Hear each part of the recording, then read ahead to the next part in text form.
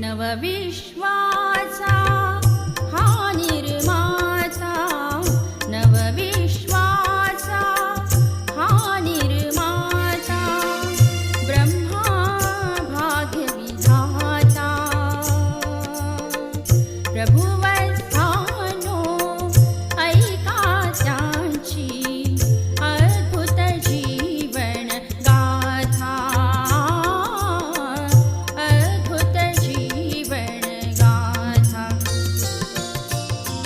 नवविश्वाचा हा निर्माता.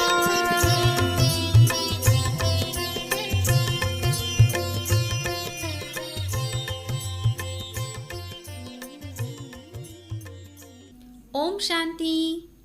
श्रोते हो, आज आपण ब्रह्मा बाबांच्या जीवन कहाणीची 11वी कथा ऐकणार आहोत. कथेचे शीर्षक आहे विचार काय केला होता. ब्रह्माकुमारी चंद्रमणीजी म्हणतात, ईश्वरी विद्याभ्यासाच्या या अलौकिक जीवनात सर्व यज्ञवत्स असे धरून चालले होते की ज्या अर्थी आता आपण ईश्वराचे होऊन बसलो आहोत, ईश्वर आम्हाला मिळाला आहे आणि थेट त्याच्याकडे आम्ही शिकत आहोत व त्याच्याकडून लालन पालन करून घेत आहोत.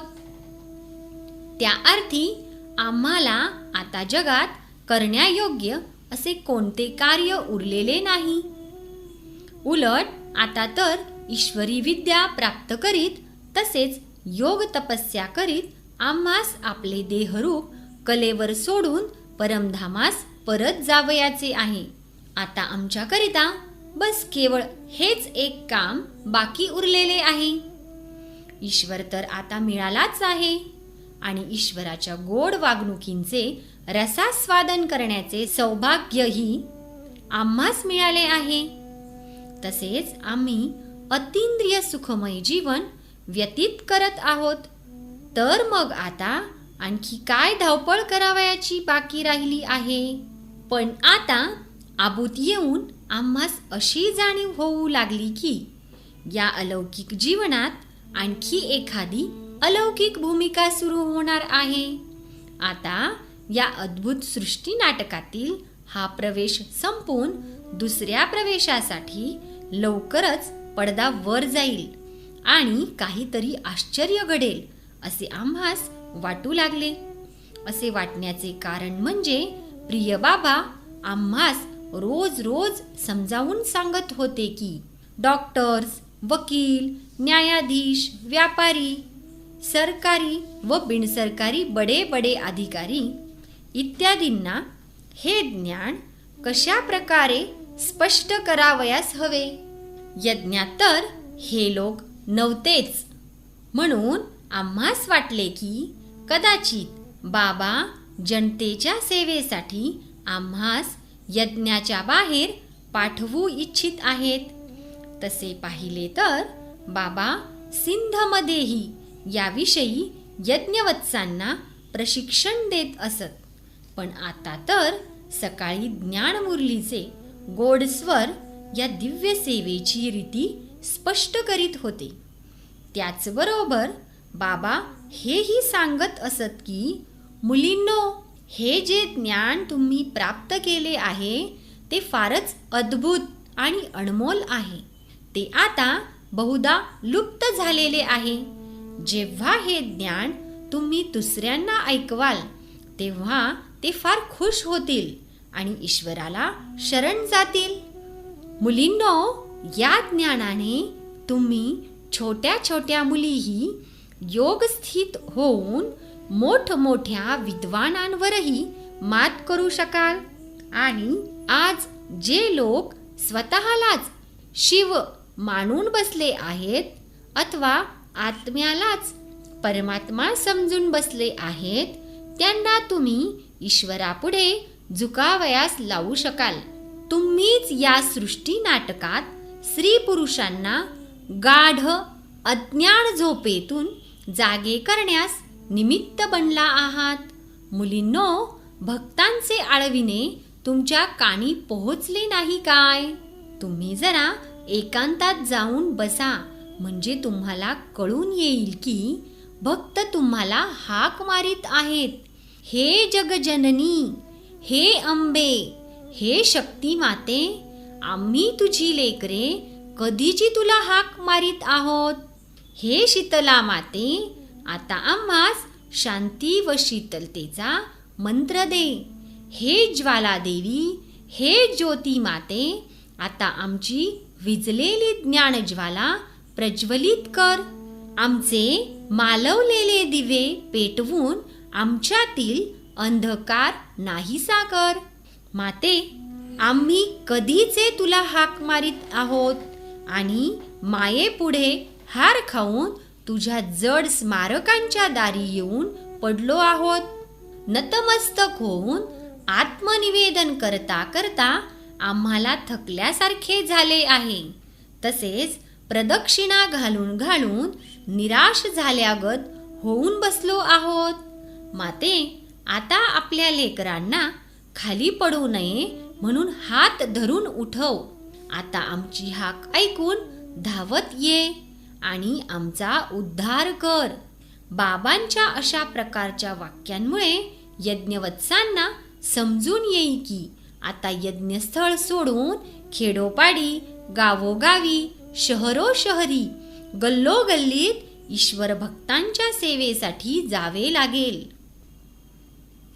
श्रोते हो, आपण ऐकणार आहोत प्रेम व ज्ञान यांमध्ये युद्ध. असा विचार येताच यज्ञवत्सांच्या मनात क्षणभर हा प्रश्न उठे की आपले प्रिय ब्रह्मा बाबा व शिव बाबा यांच्यापासून आम्हास आता काय वेगळे व्हावे लागेल. आम्ही ज्ञानसागर शिवबाबांच्या गोड ज्ञानमुरलीस आत्मार्पण करून येथे आलो होतो. अरे, जिच्यासाठी आम्ही जग सोडले आणि दैहिक नातेवाईकांकडे पाठ फिरविली, शारीरिक मानसिक सर्व प्रकारच्या विघ्नांना तोंड दिले, अत्याचारांशी सामना केला, स्वाद व स्वजनांना दूर लोटले, ती ज्ञानमुरली सन्मुख बसून ऐकण्यापासून आम्ही काय वंचित राहू? आणि त्या अतिप्रिय हृदयाचे आश्रयस्थान अशा आमच्या बाबांपासून आम्हास काय कित्येक दिवस व महिने दूर राहावे लागेल? छे छे, हे आम्ही काहीही झाले तरी मान्य करणार नाही. पण दुसऱ्याच क्षणी ज्ञान त्यांना ईश्वरी कर्तव्याची जाणीव देऊन म्हणे, अगं गोपींनो, तुम्ही ईश्वरी प्रेमात लहानाचे मोठे झाला आहात, यात काही शंका नाही. तुम्ही त्या ईश्वरावर सर्व काही ओवाळून टाकले आहे. पण तुम्ही त्या ईश्वराकडून वृद्ध पिताश्रींच्या देहाद्वारे इतकी अनमोल सेवा करून घेतली आहे, इतकी वर्ष शिक्षण प्रशिक्षण घेतले आहे, तसेच लालन पालनही करून घेतले आहे. तेव्हा तुम्ही अशा प्रकारे त्या ईश्वराकडून अलौकिक सुख मिळवून त्याला आपल्यापुरतेच मर्यादित ठेवणार आहात काय? त्या ज्ञानसागराकडून ज्ञानाचा खजिना प्राप्त करून इतरांना त्यातून काहीच दान करणार नाही काय? ईश्वर स्वतःच तुम्हा वत्सांपुढे प्रत्यक्ष झाला आहे. तेव्हा त्या गुप्त ईश्वराला तुम्ही जनतेत प्रख्यात करणार नाही का? ज्यांनी ईश्वराला प्राप्त केले आहे आणि त्याच्याकडून पवित्रता व अतींद्रिय सुखाचे वरदान घेतले आहे, त्या तुम्ही जगातील लोकांना जर संदेश देणार नसाल तर काय स्वतः ईश्वर पिताश्रींच्या वृद्ध शरीरात येऊन गल्लोगल्ली व शहरोशहरी झोपी गेलेल्या लाडक्या मुलांना उठविण्यास जाईल? गोपींनो, ईश्वराला तुम्ही ओळखले आहे हे मान्य, पण इतरांना त्या प्रियतमाचा परिचय करून देणार नाही काय? त्या ईश्वर प्रेमात तुम्ही अशाच का दंग राहणार आहात? भारताच्या दुःखी स्त्री पुरुषांवर दया नाही का करणार? अशा प्रकारे गोपगोपींच्या किंवा यज्ञवत्सांच्या मनरूपी मैदानात प्रेम आणि ज्ञान यामध्ये युद्ध चालत होते. इकडे बाबांच्या मुरलीत रोज हीच शिकवण स्पष्टपणे मिळू लागली की मुलींनो, तुम्ही ज्ञान तर मिळविलेच आहे. 14 वर्षे तुम्ही योग तपस्याही केली आहे. आता तुम्ही ज्ञानगंगा होऊन आपल्या योग शक्तीचा प्रताप दाखवा. जे काही शिकला आहात त्याचा पुरावा द्या.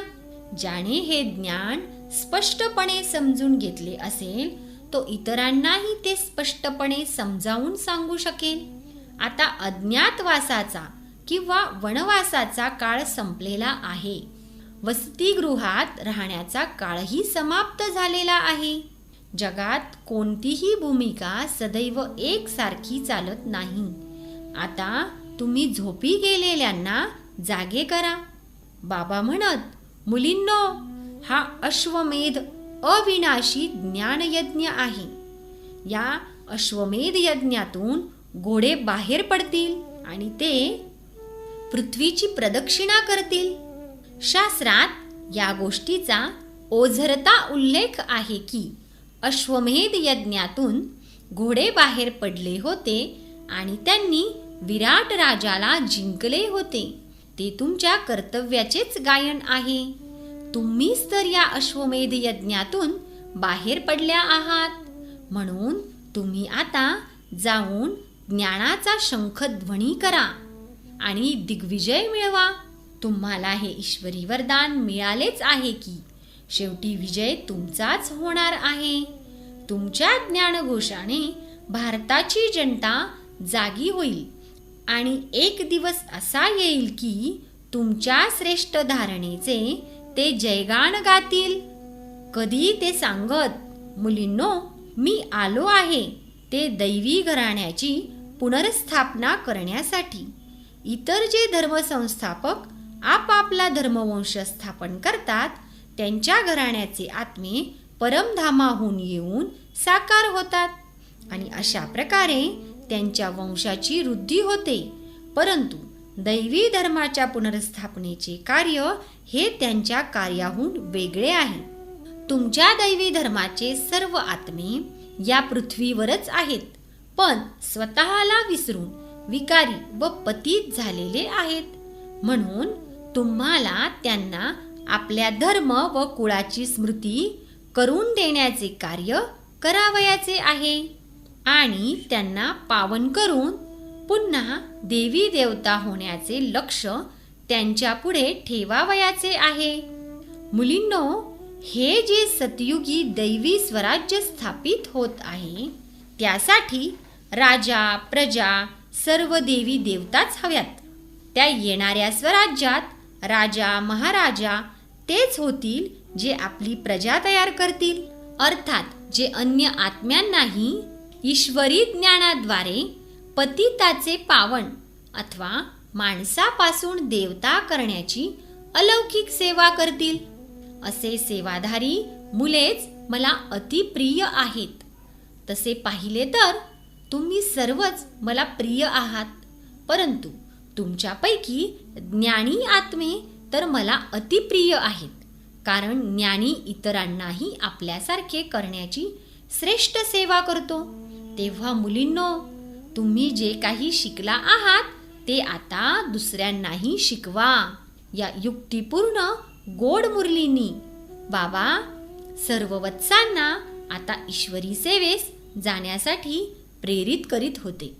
ही महावाक्य ऐकून तसेच वेळ व परिस्थिती पाहून यज्ञवत्स समजत होते की आता ईश्वरी प्रेमाचे गोड बंधन छान असतानाही सैल सोडावेच लागेल आणि कर्तव्य क्षेत्रावर उतरणे भाग पडेल.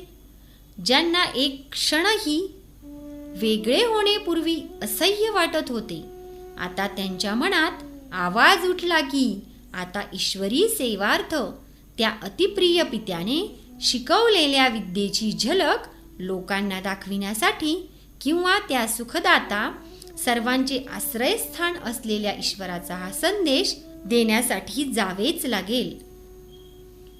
श्रोतेहो, आपण ऐकणार आहोत जनतेच्या आध्यात्मिक सेवेसाठी यज्ञवत्सांची परिपक्व अवस्था. ब्रह्माकुमारी ध्यानीजी म्हणतात, आता ईश्वरी सेवेसाठी बाहेर जाण्याची वेळ आल्याचे वाटत होते. शिवबाबाने भारतात जाण्याचा आदेश ईश्वरी सेवा करण्यासाठीच तर दिला होता. इकडे ईश्वरी विद्या धारण करीत तसेच ईश्वरी स्मृतीत तन्मय होत यज्ञवत्स तसे पाहिले तर परिपक्वच झाले होते. जसे एक बीज प्रथम अंकुरित होऊन कळी आणि फुलांनंतर फळाचे रूप धारण करते, तेव्हा पेरणाऱ्याच्या व जनतेच्या सेवेत उपयोगी पडते. ईश्वरी विद्याभ्यासाने माणसाच्या जीवनात जी नम्रता, प्रेम, पवित्रता, हर्ष, अनासक्ती भाव आणि इतरांबद्दल जी करुणेची व कल्याणाची भावना जागृत व्हावयास हवी, ती आता यज्ञवत्सांच्या जीवनात विपुल प्रमाणात किंवा परिपक्व अवस्थेत चमक दाखवावयास लागली होती. तेव्हा इतर स्त्री पुरुषांना यज्ञवत्सांच्या या दिव्य धारणांचे रसास्वादन करून आपल्या जीवनात दिव्यता आणणे शक्य होते. आता यज्ञवत्सांची स्थिती कर्मेंद्रिय जिंकण्यापर्यंत गेली होती. जिभेवर त्यांनी ताबा मिळविला होता. स्वादिष्ट पदार्थ त्यांच्या तोंडाला पाणी आणू शकत नव्हते. जेवणाच्या सवयी व स्वाद याबद्दल त्यांचे मन अनासक्त झालेले होते. शुभ्र पोशाख आणि साधे जीवन या गोष्टी तर फार पूर्वीच त्यांनी अंमलात आणल्या होत्या. योग्यांप्रमाणे आता त्यांचे तन मन शीतल झालेले होते आणि जगातील जनधनाबद्दल त्यांना कसलेच आकर्षण किंवा रस वाटत नव्हता. नामरूप अर्थात देह व देहधारी यांच्याबद्दल वाटणारा मोह त्यांनी नष्ट केला होता. अशा रीतीने निरनिराळ्या घरांतून आलेल्या 250 ते 300 बायका मुली इतकी वर्ष एकत्र राहून भाव, स्वभाव, राग, द्वेष इत्यादींच्या भट्टीतूनही तावून सुलाखून निघून स्वच्छ होऊन बाहेर पडल्या होत्या. लोकलाज, भय, निंदा इत्यादींच्या परीक्षा तर फार पूर्वीच सिंधमध्ये त्यांनी पार केल्या होत्या. स्त्रीदेहात राहूनही आत्मनिष्ठेच्या अभ्यासाद्वारे त्यांनी स्त्रीत्वाचे भान बऱ्याच प्रमाणात नष्ट केले होते.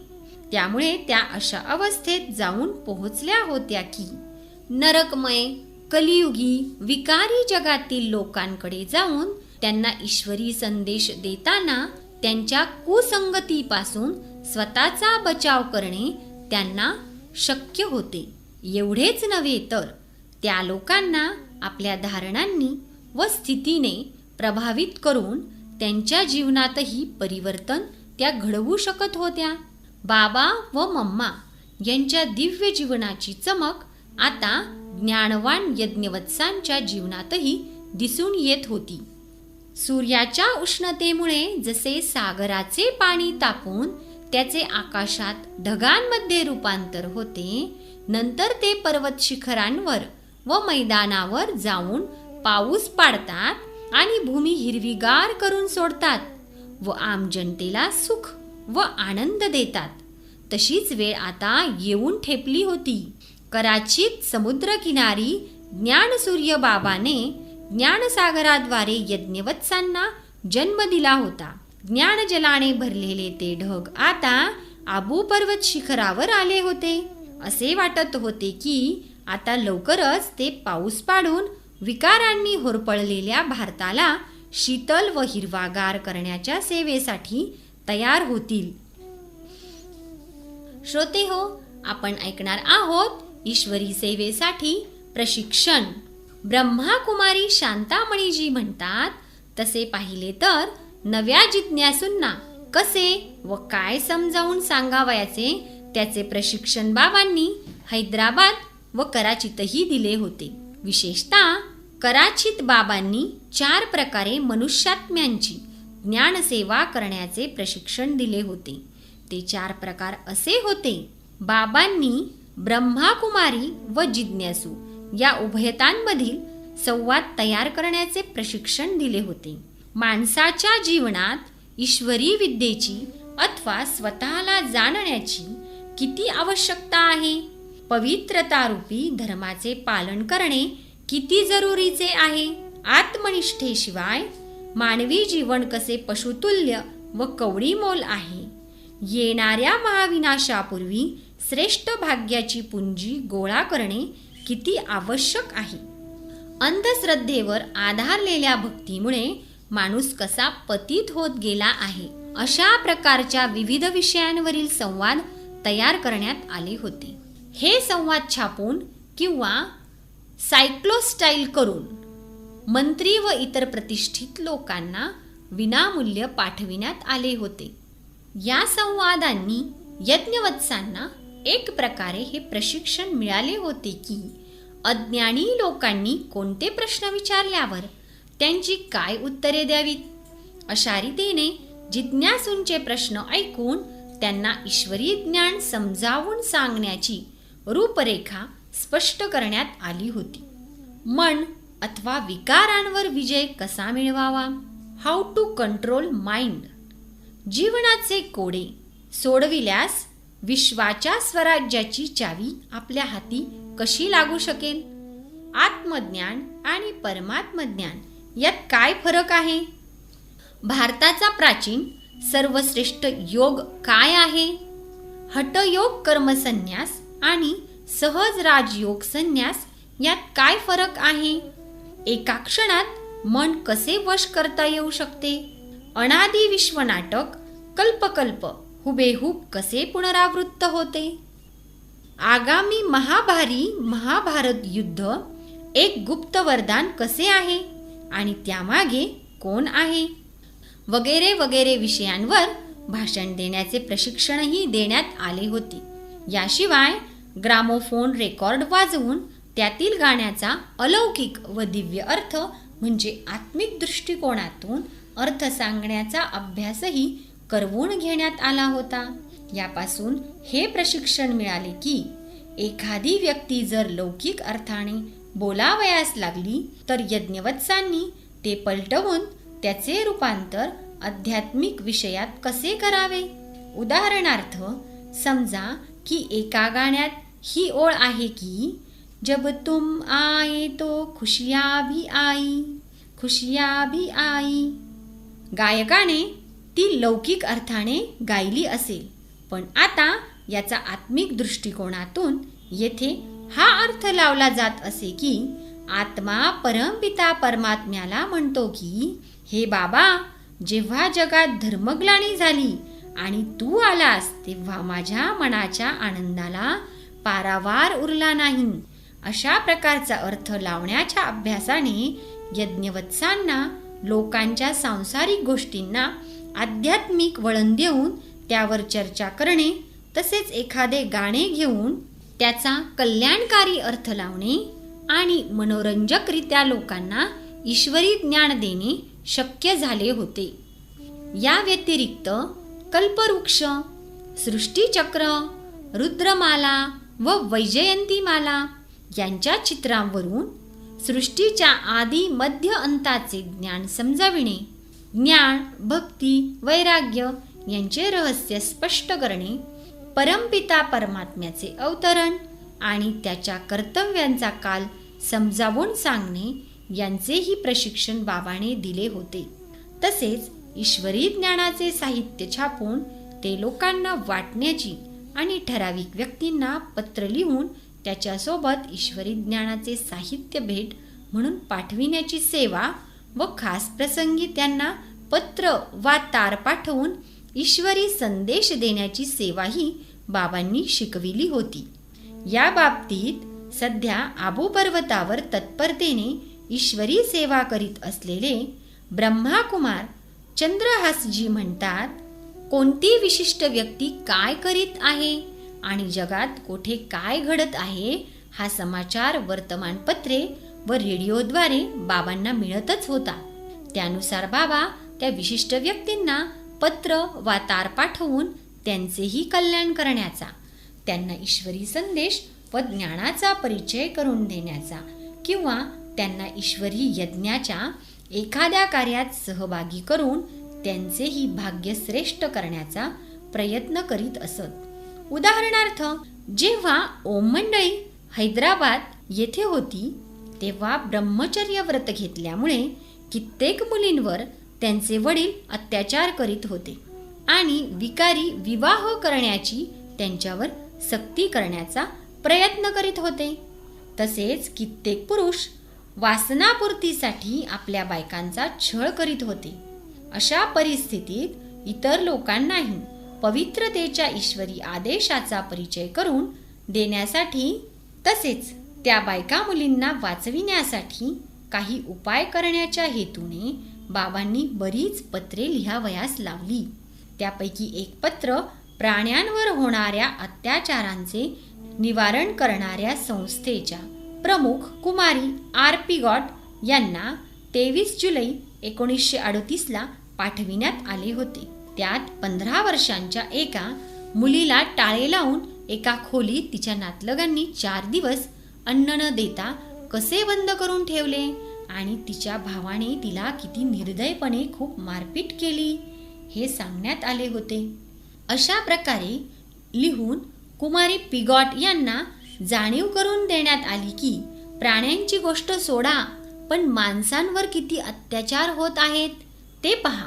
त्याचबरोबर त्यांना असे सुचविण्यात आले की मनुष्य जातीवर होत असलेले अत्याचार थांबविण्यासाठीही काही पावले उचलावयास हवीत आणि जर त्यांची संस्था केवळ प्राण्यांवर होत असलेले अत्याचार थांबविण्याचेच कार्य करीत असेल तर मनुष्य जातीवर होत असलेले अत्याचार थांबविण्यासाठी भरीव काम करणारी दुसरी एक संस्था स्थापन करण्यात यावी. श्रोतेहो, आपण ऐकणार आहोत महात्मा गांधी, गुरुदेव रवींद्रनाथ टागोर तसेच चक्रवर्ती राजगोपालाचारी इत्यादींना पत्रे, तारा आणि प्रवचने. बाबांनी महात्मा गांधीजींना वर्ध्यास तसेच गुरुदेव रवींद्रनाथ टागोर यांनाही एक पत्र व त्यासोबत 2 ज्ञानमुरलींच्या प्रती पाठविल्या होत्या. त्या प्रवचनात तत्कालीन परिस्थिती आणि भविष्यकाळ यावर प्रकाश टाकण्यात आला होता आणि खरे स्वातंत्र्य कसे प्राप्त होऊ शकेल, तसेच आत्मानुभूतीची किती गरज आहे आणि समाजात स्त्रीचे कोणते स्थान असावयास हवे या बाबतीतही ईश्वरी महावाक्यांचा उल्लेख होता. महात्मा गांधीजी ज्यावेळेस सत्याग्रह, उपोषण, सामुदायिक असहकार इत्यादीद्वारे ब्रिटिश सरकारविरुद्ध आंदोलन करीत होते, तेव्हा सुद्धा बाबांनी एक तार त्यांच्या नावे पाठविली होती. त्या तारेच्या प्रती चक्रवर्ती राजगोपालाचारी, आचार्य कृपलानी तसेच भुलाभाई देसाई यांनाही पाठविण्यात आल्या होत्या. त्या तारेत खालील मजकूर होता: प्रिय गांधीजी, उपोषण, सत्याग्रह, सामुदायिक असहकार इत्यादी हटयोगाची भिन्न भिन्न रूपे आहेत. पूर्ण स्वराज्याची प्राप्ती ही ईश्वरी ज्ञान व दिव्य साक्षात्कार यांच्या बळावर होणे शक्य आहे. आत्मिक बळानेच विज्ञान बळावर मात करता येणे शक्य आहे. सध्याचा काळ हा धर्मग्लानीचा काळ आहे. आता परमपिता परमात्मा पुन्हा आदि सनातन देवी देवता धर्माची स्थापना करीत आहे. हे महाभारत युग आहे. बाबांनी केवळ भारतातील राजकीय पुढारी तसेच विशिष्ट व सामान्य लोकांना परमपिता परमात्म्याचे अवतरण तसेच सतयुगाची होत असलेली स्थापना आणि कलियुगाचा होणारा विनाश याविषयी संदेश दिला. असे नव्हे तर ब्रिटिश सरकारच्या अधिकाऱ्यांनाही निर्भयपणे स्पष्ट शब्दात हे सत्य उघड केले. त्यामागील हेतू हाच होता की परमात्मा या सृष्टीवर आला, पण आम्हास तशी सूचनाही मिळाली नाही आणि आम्हास त्या परमपित्याने निमंत्रणही दिले नाही, असा दोष मागाहून कोणी देऊ नये. या कर्तव्यपूर्तीसाठी बाबांनी इंग्लंडच्या महाराणीलाही बकिंगहॅम पॅलेस, लंडन या पत्त्यावर पत्रे पाठवावयास लावली. पहा तर खरे, यज्ञमातेकडून लिहून घेतलेल्या एका पत्रात खालील ओळी किती स्पष्टपणे ईश्वरी संदेश देत आहेत. प्रिय भगिनी, या पत्रासोबत मी आपल्याला आत्मानुभूती या विषयावरील काही प्रवचने पाठवित आहे. आमच्याकडील कित्येक बंधू भगिनींना दिव्य दृष्टीद्वारे साक्षात्कार घडला आहे की निकट भविष्यात पृथ्वीवर महान संकट येणार आहे, तेव्हा आत्मनिष्ठ लोकच या संकटाला समर्थपणे तोंड देऊन त्यातून वाचू शकतील. आत्मिक बल हे विज्ञान बल किंवा इतर सर्व प्रकारच्या बलांहून श्रेष्ठ असून ते या सर्वांवर विजय प्राप्त करण्यास समर्थ आहे. आता जे जागतिक महायुद्ध घडणार आहे त्याची परिणती आत्मानुभूतीसाठी पुरुषार्थ तसेच आपल्या खऱ्या धर्माचे रक्षण न करणाऱ्या लोकांना दुःख व निराशेच्या खाईत लोटण्यात येईल. आपल्या लक्षात असू द्या की लवकरच पृथ्वीवर दैवी स्वराज्य स्थापन करण्याची वेळ येणारच आहे आणि 5 वर्षाच्या मुलांपासून ते वयोवृद्ध लोकांपर्यंतची माझी जी सेना आहे ती या कार्यासाठी सज्ज होत आहे. या अहिंसक सेनेविरुद्ध लोक फार आरडाओरडाही करीत आहेत. प्रिय भगिनी, आपणही आत्मानुभूती तसेच विश्वाचे दैवी स्वराज्य प्राप्त करण्याचा पुरुषार्थ करा. अशा प्रकारे बाबा प्रत्येकाला आत्मानुभूती म्हणजे स्वानुभूती करण्यासाठी तसेच पवित्र होण्यासाठी जागृत करीत राहत. मातांना तर विशेषरित्या प्रेरित करीत असत, कारण त्यांचे असे ठाम मत होते की जर माता स्वतः जागृत होऊन इतरांना जागृत करण्याचे कार्य करतील तर भारतच काय पण साऱ्या जगाचे कल्याण करू शकतील. बाबा म्हणत की स्त्रियांवर फार अन्याय होत असतो, परंतु तरीही बायका मुली सदैव त्याग करण्यास तयार राहतात. जेव्हा मुलगी लग्नानंतर माहेर राहून सासरी जाते तेव्हा तोही तिचा एक प्रकारे दुसरा जन्म घेणेच असतो. ती मग मागील संबंध विसरून आता नवे संबंध जोडून घेते आणि आई वडिलांऐवजी पती व सासू सासरा यांच्या मतानुसार वागते. ईश्वरी ज्ञान घेण्यासाठीही माणसाला मरूनही जिवंत राहावे लागते, म्हणजेच मरजीवा व्हावे लागते. अशा वेळी दैहिक नातलगांना विसरून परमपिता परमात्म्याशीच सर्व नाती जोडावी लागतात आणि इतर सर्व मते सोडून एक परमात्म्याच्याच मतानुसार वागावे लागते. तेव्हा बायका मुलींना ईश्वरी ज्ञान प्राप्त करणे सोपे आहे, कारण त्यांना पैसा व पदाची धुंदी चढलेली नसते आणि एक संबंध जोडून दुसरा तर त्यांना जोडावाच लागतो. बाबा सांगत की आज स्त्री सर्वांपुढे झुकत असते आणि पुरुषांनी विशेषतः संन्याशांनी समाजात तिला फार खालचे स्थान देऊन ठेवले आहे. जी माता माणसाची पहिली गुरु असते त्या मातेचा आज तिरस्कार होत आहे. पुरुष तिला आपल्या पायाची दासी मानतात, तिला आपल्या संपत्तीचा वारसदारही मानत नाही. उलट जेव्हा वाटेल तेव्हा तिला मारझोड करून घराबाहेर काढतात, तसेच दुसरा विवाह करतात. परंतु स्त्रीकडे पहा, पतीचा मृत्यू झाल्यास ती किती रडते. ती बहुधा दुसरा विवाह करीत नाही आणि कधी कधी तर विधवा स्त्री पतीच्या चितेवर बसून सतीही जाते. म्हणून आता स्त्रीला ज्ञानचितेवर चढणे सहज आहे. संन्यासी घरादाराचा त्याग करून जंगलात जातात व आपल्या पत्नीला विधवेचे जीणे जगण्यास भाग पाडतात आणि वर उपदेश करतात की पती हा पत्नीचा गुरु व परमेश्वरही आहे. अशा प्रकारे स्त्रियांचा होत असलेला तिरस्कार पाहून त्यांचा दर्जा उंचावण्याकडे बाबांचे नेहमी लक्ष असे. त्यांनी मम्मा अर्थात ओम राधेद्वारे ग्वाल्हेरच्या राज्यमंत्री तथा अखिल भारतीय महिला समाजाच्या अध्यक्षा राणी राजवाडे यांना जे एक पत्र लिहून पाठविले त्यातील निम्नलिखित काही भाग ऐकण्यासारखा आहे. प्रिय सखी, पतीला पत्नीचा गुरु किंवा ईश्वर असे म्हटले जाते, पण ईश्वर तर निर्विकारी आणि परम पवित्र आहे. तेव्हा आज पती निर्विकारी असतो का? गुरुचे तर कार्य ईश्वरानुभूती किंवा आत्मानुभूती करविणे असते, परंतु आज पती तर देह अभिमानातच जखडून टाकतो. तेव्हा आजचा विकारी पती गुरु किंवा ईश्वर नाही हे स्पष्टच आहे. आपणही एक माता आहात. आता आपणही श्री लक्ष्मी समान व्हा आणि स्त्री पुरुषांना ज्ञानामृत पाजा. प्रिय सखी, आता जाग्या व्हा, स्वतःला ओळखा. त्याशिवाय आपले जीवन अंधारात झोकून देण्यासारखे आहे. सन 1939 मध्ये एक आंतरराष्ट्रीय धार्मिक परिषद श्रीलंकेतील कोलंबो शहरात भरली होती. त्यात सर्व धर्माचे प्रतिनिधी आले होते. जगात शांती कशी स्थापन करता येईल यावर त्यात विचार करण्यात येणार होता.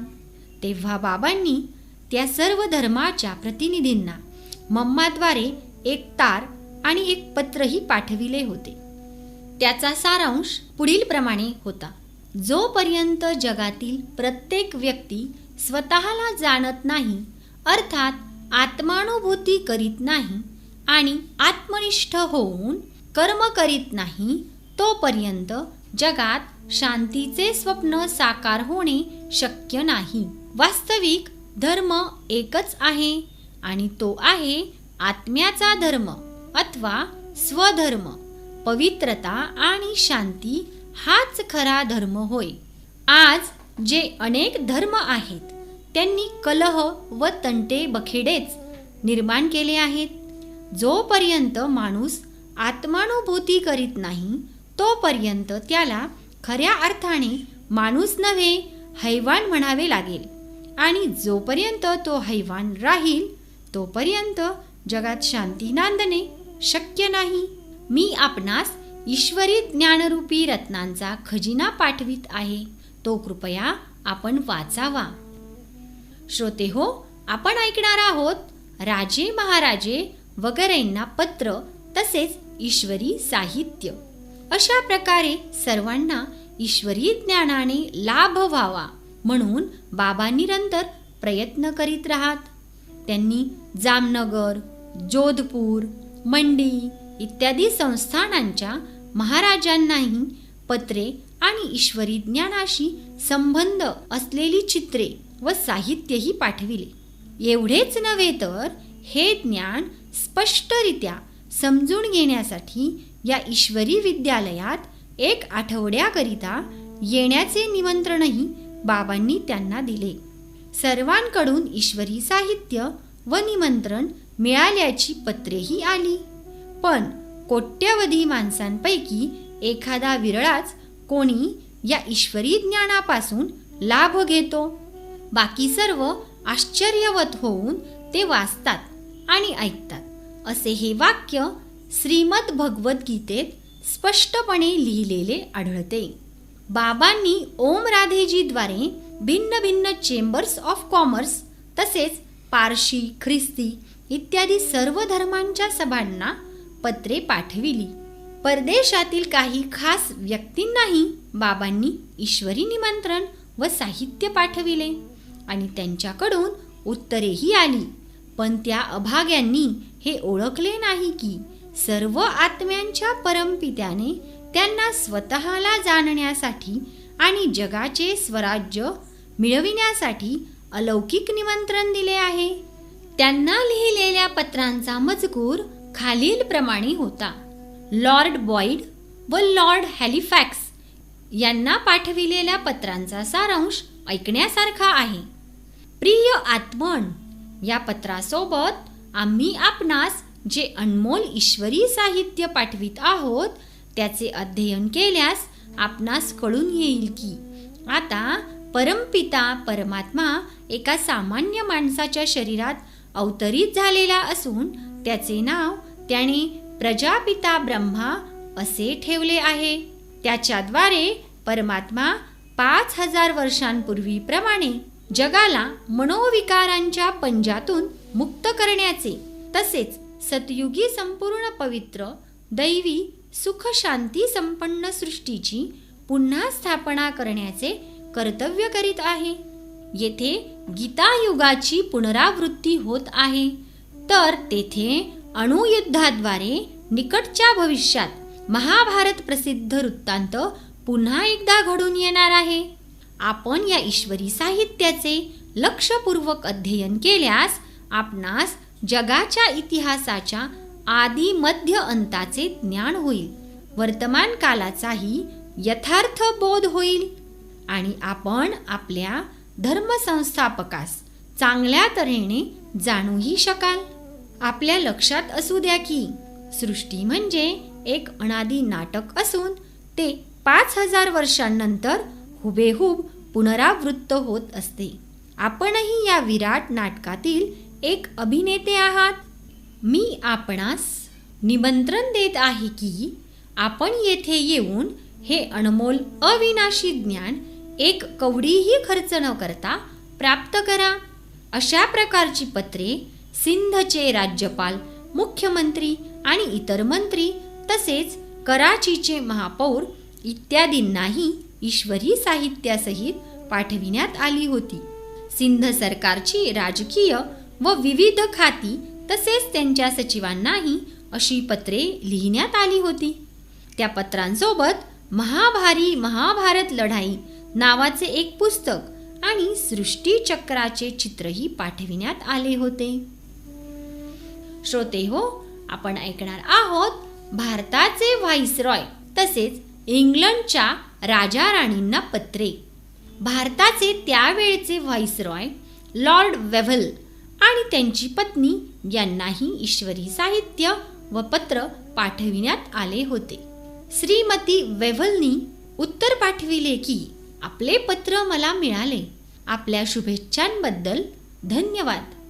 अशा प्रकारे वॉशिंग्टन येथील ब्रिटिश राजदूत तसेच देशविदेशांतील इतर राजदूतांनाही सृष्टीचक्राचा आदी मध्य अंत दाखविणारे चक्राकार चित्र आणि पुढे होणाऱ्या महाभारी महाभारत लढाईवर प्रकाश टाकणारे पुस्तक ईश्वरी निमंत्रणासहित पाठविण्यात आले होते. भारताची फाळणी होण्यापूर्वी म्हणजे 2 मे 1947 ला इंग्लंडच्या राजा राणींना पत्रे पाठविण्यात आली होती आणि त्यांसोबत सतयुग ते कलियुगाचा अंत आणि संगमयुग या काळाचा इतिहास दाखविणारे कल्पवृक्षाचे चित्रही संलग्न करण्यात आले होते. त्या पत्रात पुढील मजकूर होता. किंग जॉर्जच्या रूपातील प्रिय आत्मन, आपणास माहीत असावयास हवे की ही सृष्टी एक अनादी नाटक असून ते 5000 वर्षांनंतर पुनरावृत्त होत असते. आपणही या विशाल नाटकातील एक अभिनेते आहात. 5000 वर्षांपूर्वीही आपण याच रीतीने इंग्लंडच्या राजाच्या रूपात याच नावाने तसेच याच शारीरिक आकृतीने भूमिका बजावली होती आणि 5000 वर्षांनंतर पुन्हा आपण आपली ही भूमिका बजवाल हे आपण जाणता का? या अनादी पुनरावर्ती नाटकात सध्याचा काळ हा कलियुगाचा अंत आणि सतयुगाचा आदी यांचा संगम काळ आहे. आता जगात हिंदू, इस्लाम, बौद्ध, ख्रिस्ती इत्यादींपैकी कोणताही विकृत धर्म उरणार नाही.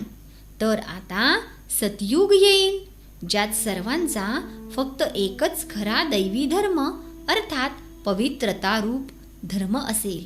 आण्विक अस्त्रशस्त्रांद्वारे आम्ही जगाचे राज्य प्राप्त करू असे आज ख्रिस्ती राष्ट्रे समजून बसले असतील, पण वास्तविक हा त्यांचा भ्रम आहे. कारण या अस्त्रशस्त्रांद्वारे त्यांचाच महाविनाश होईल. जगाचे सतयुगी दैवी स्वराज्य तर श्रीकृष्णाच्याच हाती पडेल. आपल्या साम्राज्यातील भारत देशात प्रजापिता ब्रह्मा आणि जगदंबा सरस्वती यांच्याद्वारे 5000 वर्षांपूर्वीप्रमाणे सतयुगाची पुन्हा स्थापना करण्याचे दिव्य कार्य होत असल्याचे आपणास माहिती आहे का? गुप्त रूपात असल्याने त्यांच्यावर प्रांतीय तसेच आपल्या परदेशी सरकाराने अत्याचार केले आहेत. आपल्या कारकिर्दीत परमपिता परमात्म्याचे अवतरण झालेले असतानाही आपण त्या परमपित्याच्या स्वरूपाबद्दल अनभिज्ञ आहात. आपल्या लक्षात असू द्या की परमपिता परमात्मा प्रजापिता ब्रह्मा यांच्या साधारण मानवी शरीरात अवतरित झालेला आहे आणि त्याने राजसूय, अश्वमेध, अविनाशी ज्ञान यज्ञाची पुनर्स्थापना केलेली आहे. या यज्ञाच्या दिव्य शक्तीच्या प्रभावाने जगातील अनेक धर्मात माजलेला कलह थोड्याच काळानंतर समाप्त होईल. ब्रिटिश सरकारने काँग्रेस व मुस्लिम लीग यांच्याशी स्वराज्य देण्याची बोलणी करून फुटीचे बीज पेरले आहे व स्वतः एका बाजूला उभे राहून त्या उभयतांमधील भांडणाचा तमाशा पाहत बसण्याचा डाव रचलेला आहे. त्यात त्यांचाही काही दोष नाही, कारण तेही 5000 वर्षांपूर्वीप्रमाणे आपली भूमिका पुनरावृत्त करीत आहेत. भविष्यात जो महाविनाश घडणार आहे त्यात पाश्चात्य राष्ट्रांबरोबर भारतातील दुही माजविणाऱ्या लोकांचाही विनाश होणे अटळ आहे. त्यानंतर पृथ्वीवर संपूर्ण पवित्रता, सुख व शांती संपन्न दैवी स्वराज्य प्रकट होईल. आम्ही आपणास काही ईश्वरी साहित्य पाठवित आहोत. त्यात ही रहस्ये स्पष्टपणे उघड करण्यात आली आहेत. पहा बरे, किंग जॉर्ज व क्वीन एलिझाबेथ यांना सोनेरी कागदावर सोनेरी अक्षरात चित्रांसहित वेगवेगळे पाठविण्यात आलेले हे पत्र किती स्पष्ट आहे. पण तरीही आपल्या राज्याच्या नशेत चूर असलेल्या त्या उभयतांची ईश्वराला जाणून घेण्याची इच्छा काही दिसली नाही. श्रोतेहो, आपण ऐकणार आहोत मोहम्मद अली जिना, राष्ट्राध्यक्ष ट्रुमन तसेच नेपाळ व उदयपूरचे महाराजे इत्यादींना पत्रे. जेव्हा भारताची फाळणी झाली तेव्हा बाबांनी जगदंबा सरस्वतीजीद्वारे पाकिस्तानचे गव्हर्नर जनरल मोहम्मद अली जिना यांनाही पत्र पाठविले. त्यात त्यांनी स्पष्ट लिहिले होते की माणसाचा विचार असतो एक, पण घडते दुसरेच. त्याचे एक मुख्य कारण हे आहे की माणूस स्वतःला तसेच या सृष्टी चक्राच्या गतीलाही जाणत नाही. आपण पाकिस्तान निर्माण करीत आहोत असे आपण समजत होता. आपल्या स्वप्नातही कदाचित हा विचार आला नसेल की पाकिस्तानची निर्मिती होताच सुरुवातीपासूनच लूटमार, कत्तल, जाळपोळ व भोसकाभोसकी इत्यादी प्रकार घडतील आणि निरपराध स्त्री पुरुष व मुलांवर अत्याचार होतील, जसे आता होत आहेत. सर्व धर्मग्रंथही आमच्या या मताला पुष्टी देतील की जोपर्यंत कोणी आत्मानुभूती करीत नाही आणि परमपिता परमात्म्याचा पूर्णतः पवित्र पुत्र किंवा देवदूत बनत नाही, तोपर्यंत खऱ्या अर्थाने पाकिस्तानची निर्मिती होणे शक्य नाही. पाकिस्तान म्हणजे पवित्र देवतांचा देश. म्हणून माझे हे अलौकिक कर्तव्य समजून मी आपणास 5000 वर्षांपूर्वीप्रमाणे ईश्वरी निमंत्रण देत आहे की आपण या अतिपवित्र राजसूय अश्वमेध अविनाशी ज्ञान यज्ञात येऊन पहा आणि जाणून घ्या की कशा प्रकारे आपले शुभचिंतणाऱ्या आम्ही शक्ती साऱ्या जगात आत्मिक बळाद्वारे खऱ्या अर्थाने पाकस्थान म्हणजे पवित्र स्थान स्थापन करीत आहोत. त्या शांत दैवी सृष्टीत माणूसच काय पण पशुपक्षीही कोणतेही पाप करणार नाहीत. त्यात यथा राजा राणी तथा प्रजा सर्व पवित्र व श्रेष्ठाचारी असतील. या पवित्र यज्ञात येऊन आपण या सृष्टी नाटकाचे आणि कलियुगाच्या भावी महाविनाशाचे रहस्य समजून घेतलेत. तसेच सांसारिक चिंतांपासून कायमचे मुक्त झाला तर किती चांगले होईल बरे. याच प्रकारे अमेरिकेचे राष्ट्राध्यक्ष ट्रुमन यांनाही पत्र आणि ईश्वरी साहित्य पाठविण्यात आले. तसेच या ईश्वरी यज्ञात येऊन वर्तमान संगम युगाचे महत्त्व समजून घेण्यासाठी आणि आत्मानुभूती करण्याकरिता निमंत्रणही देण्यात आले. श्रोतेहो, आपण ऐकणार आहोत देश विदेशातील ग्रंथालयात ईश्वरी साहित्य आणि निमंत्रण. देश आणि विदेशातील सामान्य लोकांनाही ईश्वरी कार्याचा परिचय करून देण्यासाठी बाबांनी अनेक ग्रंथालये व विश्वविद्यालये यांना फारच सुंदरपणे छापलेले ईश्वरी साहित्य, कल्पवृक्ष व सृष्टीचक्र यांची चित्रे आणि ईश्वरी निमंत्रणे पाठविली. न्यूयॉर्क येथील कोलंबिया विश्वविद्यालयाचे ग्रंथालय, कॅलिफोर्निया तसेच शिकागो विश्वविद्यालयांची ग्रंथालये इत्यादींनी त्याची पोच देऊन आनंद व्यक्त केला. मुंबईत प्रकाशित होणारे सुप्रसिद्ध इंग्रजी साप्ताहिक इलिस्ट्रेटेड वीकली, एर्नाकुलम येथून प्रकाशित होणारे दैनिक दीपक इत्यादींच्या संपादकांनाही ईश्वरी साहित्य व पत्रे पाठविण्यात आली. त्यामागील हेतू हाच होता की त्यापासून स्वतः त्यांनी लाभ घ्यावा आणि जनतेनेही तसा तो घ्यावा म्हणून ते प्रकाशितही करावे. पण कोणी त्याची फक्त पोच दिली तर कोणी तेवढेही कष्ट घेतले नाहीत. लोक तर म्हणतात की ईश्वरा तुझी लीलाच आगळी आहे, पण तो ईश्वर जेव्हा या पृथ्वीवर येऊन पुन्हा आपली आगळी लीला करतो तेव्हा लोक ती समजण्यास असमर्थ ठरतात. पहा तर खरे, पाकिस्तानचे अर्थमंत्री बी जमान यांनी उत्तरादाखल जे पत्र पाठविले त्यावर कल्पपूर्वीप्रमाणे विकारी जगाला मुक्ती देणाऱ्या प्रजापिता ब्रह्माकुमारी, टपालपेटी क्रमांक 381 कराची असा पत्ता लिहिला होता. पण तरीही त्यांच्या कार्याचा पूर्ण लाभ घेऊन स्वतः मनोविकारांपासून मुक्त होण्याचा पुरुषार्थ काही त्या अर्थमंत्र्यांनी केला नाही. अशा प्रकारे बाबांनी पाठविलेल्या तारा, पत्रे व ईश्वरी साहित्य यांचे जे वृत्त आम्ही येथे दिले आहे त्यामागील आमचा हेतू हाच आहे की निरनिराळ्या प्रकारांनी ईश्वरी सेवा करण्याचे प्रशिक्षण बाबांनी आम्हास आधीच देऊन ठेवले होते. आता सतयुग स्थापन करण्याच्या कार्यास जलद गती देण्यासाठी बाबांनी यज्ञवत्सांना भारतातील निरनिराळ्या शहरांत पाठविण्याचा विचार केला होता. त्यावेळेस सृष्टीचक्र व कल्पवृक्ष यांची दिव्य चित्रेही बरीच छापलेली होती. ही दोन्ही चित्रे दिव्य बुद्धी व दिव्य दृष्टी यांच्या आधारे तयार करण्यात आली होती. ती चित्रे फार अनमोल आहेत असे बाबा म्हणत असत. ते सांगत असत की हा कल्पवृक्ष असा दिसतो की जणू काय मोर पंख पसरवून उभा आहे. जो हे चित्र यथार्थपणे समजेल तो सतयुगी जगाच्या स्वराज्याचे मयूरसिंहासन जिंकील.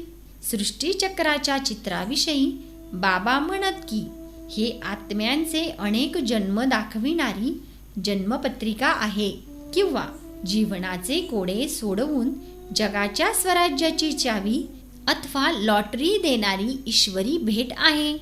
त्यावेळी बाबांनी बऱ्याच निमंत्रण पत्रिका, हस्तपत्रिका, पुस्तिका वगैरे छापून घेतल्या होत्या.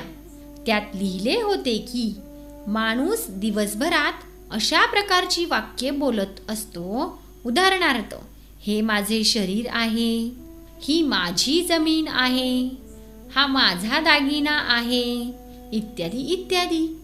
या वाक्यात माझा, माझी, माझे वगैरे शब्द वापरणारा मी वास्तविक कोण आहे? या साहित्यात असेही सांगण्यात आले होते की आपण एका क्षणात मन वश करून जगाच्या स्वराज्याची चावी आपल्या हाती कशी करू शकतो. सृष्टी नाटकाचा सतयुग ते कलियुगाच्या अंतापर्यंतचा इतिहास तसेच संगम युगाचा आणि भावी काळाचा वृत्तांत यांचाही त्यात उल्लेख होता. या व्यतिरिक्त सर्व शक्तिमान बीजरूप परमात्म्याची दिव्य कर्तव्य तसेच मन वश करण्याच्या तऱ्हा या विषयांवरील पुस्तकेही हिंदी, सिंधी, इंग्रजी वगैरे भाषात छापण्यात आली होती. काही प्रश्नपत्रिकाही प्रकाशित करण्यात आल्या होत्या त्या नव्या जिज्ञासूंनी भरण्यासाठी खास तयार करण्यात आल्या होत्या. अशा रीतीने या अस्त्रशस्त्रांनी सज्ज होऊन आता शिवशक्ती किंवा ज्ञानगंगा भारतीयांची ज्ञानसेवा करण्यास तयार झाल्या होत्या. तर श्रोते हो, पुढील भागात आपण ऐकणार आहोत चैतन्य ज्ञानगंगा पतितांना पावन करण्याच्या अलौकिक सेवेस सज्ज. ओम शांती.